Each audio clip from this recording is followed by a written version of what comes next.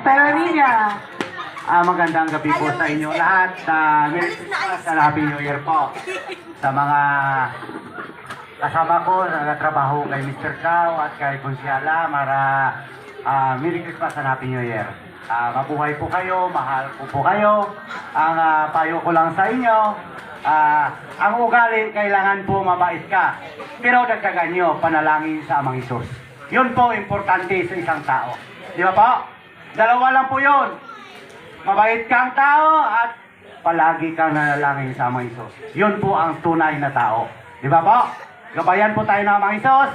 I love you. Mahal na mahal ko po kayo. Lalong-lalo na kay Mr. Cao. Konsyal, Mr. Cao.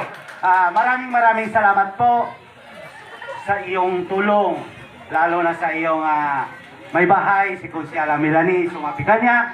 Maraming salamat po sa inyong tulong sa akin. Sobra-sobra. Hindi ko mabilang. At baka hanggang buhay nandito po ako siguro sa inyo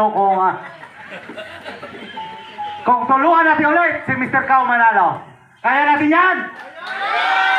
Yan po ang pagkaisahan natin sa sunod na laban ni Mr. Cao bilang isang konsyal ng bayan. Magtulong-tulong po tayo na mag-text, pakiusap sa kumpare, kaibigan, kakilala. Yun po ang aking pakiusap sa inyo. Tulungan natin. Umpisa ngayon, noon pa, hanggang ngayon, tuloy-tuloy po ako pakibaka sa iba't ibang barangay. Sa cellphone lang po ang ginagawa ko po. Kaya magandang gabi po kay Nanay Piring, kay Nanay, si Tatay wala rito. Sa lahat na nakatanda rito, magandang gabi. At sa mga tiya ni Consiala, mga kababayan kong maglupad sa crowd.